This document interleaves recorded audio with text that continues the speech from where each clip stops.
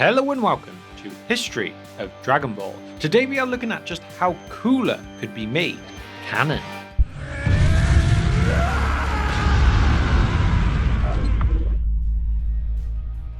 The Dragon Ball movies were great ways to bring in new villains that did not necessarily have to stick around for the long term, and they introduced so many great villains to us. For example, the likes of Broly, Beerus, Janemba, Bojack, and many more.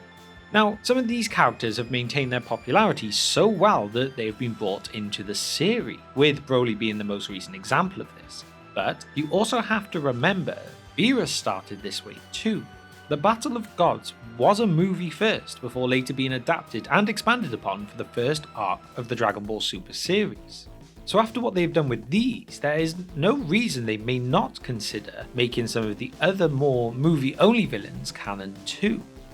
So today we are going to look at Frieza's brother, Cooler, and discuss two different ways that we think could work to bring him back to our screens. Okay, so version 1. Here we can start from the most recent Granola arc, or after of course, it does not really matter. But what we kind of need to start with is a mention that Frieza has a brother. So potentially obviously in this Granola arc, Frieza can mention about having a sibling, and then the next arc after is where we would get into it. But what else we would need to introduce is the idea of another kind of prison. Not like the Galactic Patrol, but probably something more evil and dark. Basically a kind of prison that Frieza would create. Here we would learn how, when he was younger, Frieza had Cooler imprisoned for some reason or another, and knowing Frieza, it was most likely to be because he saw Cooler as a potential threat.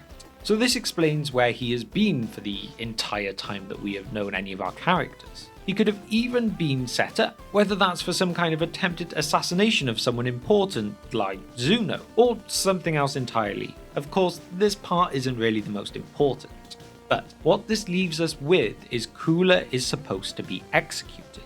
This is where his father, King Cold, had stepped in. Because of his terrifying power and really just control, he managed to get Cooler's life spared, but not completely freed. So Cooler still had to be imprisoned with no form of escape. So Cooler has been left in the dark, pretty much literally, for the whole time, and therefore also has no knowledge of anything that has occurred during these intervening years. Anyone who may have known Frieza had a brother, like those who had been around before Frieza died the first time, they are now long gone, so his existence really at this point is only known to Frieza.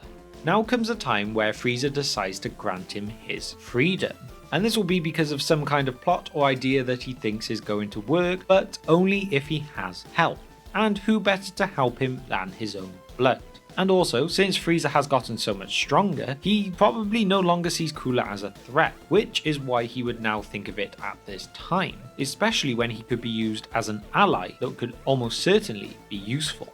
There was a very strong chance his reasoning would be to, of course, kill Goku and Vegeta. After all, he now knows about their fusion powers after the Broly movie, so he thinks, why not take a leaf out of their book? And he sees his brother as the perfect person to do this with. This gives us a good reason for where he has been, why no one knows of him, and just why he would be brought back into play. Now, of course, from there the two could train up like Frieza did before, potentially having them both reach their golden forms, and then from there you could have a potential golden fusion versus a Super Saiyan Blue fusion. And then from there the plot can continue. But after all, we are only looking at how to bring him in at this point. So, with version 1 rounded up, what about version 2? Well, this one involves a bit more of an alternate timeline, as this one I would also like to bring future Trunks back into the story as well. Now picture this, maybe the events unfold that turn him into Time Patrol Trunks, and this story focuses around a story for him. Frieza has learnt of and stolen a time ring, and he has used his best scientists, or kidnapped the best, to figure out a way to allow them to travel to the past. So Frieza has gone back to his time just before being first resurrected. From here, instead of being too impatient with his golden form, he instead goes to find his brother as well. Here we learn that Cooler had lost his interest in being a warrior, despite being the superior brother when they were younger. He did not trust the lies and manipulation that went with controlling the galaxy, and along with that, he just really did not trust his younger brother. So now he has chosen to just live a peaceful life all on his own on some remote planet. not killing anyone, but also not helping anyone. Now Frieza finds him and tries to persuade Cooler to help him out, but to no avail. Cooler really has no interest in changing his ways. To try and motivate him, Frieza mentions the death of their father, King Cold, and this obviously flickers a spark within Cooler, but as the Saiyan who did it no longer even exists in their timeline, then why would Cooler have any interest in fighting anyone else? So in the end, Frieza gives up and ends up heading back to Earth anyway. Before he actually arrives to Earth to fight with Goku and Vegeta, Time Patrol Trunks intercepts him. Trunks tells him that he must give back the Time Ring, whether voluntarily or being pulled off his dead body. Frieza manages to escape, cleverly mentioning about his plans to go to Earth, so it plants the idea in Trunks' head. Therefore, Trunks heads to Earth to wait for Frieza, and Frieza takes this opportunity to go back to Cooler, where here he reveals the Saiyan who killed their father was back. It turns out he's a Time Patrol officer and he has come to try and get Frieza. So, Cooler is now convinced, but he needs to train first. So together the two go off and they train, and Cooler unlocks a new form. Either something like Golden Cooler or potentially some brand new one if the creators want to be a little bit different. But anyway, once this has been achieved, they go to Earth together. From here, there is now a 3-on-2 matchup. Golden Frieza and a potential Golden Cooler versus Super Saiyan Blue Goku, Super Saiyan Blue Vegeta, and Time Patrol Trunks. And then the plot can continue from there. Now, whether they die or not, or if there are any new power-ups, or transformations, or even fusions after this could develop as the fighting and plot do as well. But again, just as a way to get Cooler back on screen to us with some kind of believable motivation, I think this one could work for sure. So now we have finished off with my two potential thoughts, or I guess fan theories, on just how to bring Cooler back to us in Dragon Ball Super. But there is still another question that we would need to address, and that is, how does his character get changed from what we know from the movies, or does it even need changing at all? The potential problem with Cooler could be, characterization wise, is that he's basically just a more rational, less grandstanding Frieza. So basically meaning, is Cooler just a more boring version of Frieza?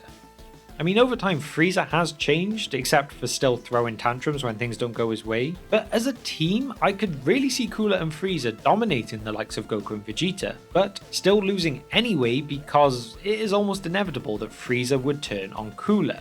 Probably because Frieza wants the Saiyans to suffer, where Cooler just wants to kill them and get the job done. But the potential problem of, in some ways, Cooler being more boring could also be his greatest strength. Making him the opposite to Frieza is what could actually create a great team and a great dynamic. I mean, look at Goku and Vegeta. In a very far off way, you would have Cooler being the Vegeta type and Frieza being the Goku type. This pair has become so loved, so why not have an opposite pairing on the side of evil? It could be awesome. So that is where I'm going to leave these fan theories with you today. And in the comments below, I would love to know a couple of things. Firstly, which of my two potential versions would you like to see the most? And secondly, if you have your own awesome theories on just how Cooler could be brought back, then please let me know those in the comments below as well. So thank you if you have managed to reach the end of this video with me. Please remember to do all that great stuff, like the video, subscribe to the channel, you know what to do, and I will see you next time on History of Dragon Ball.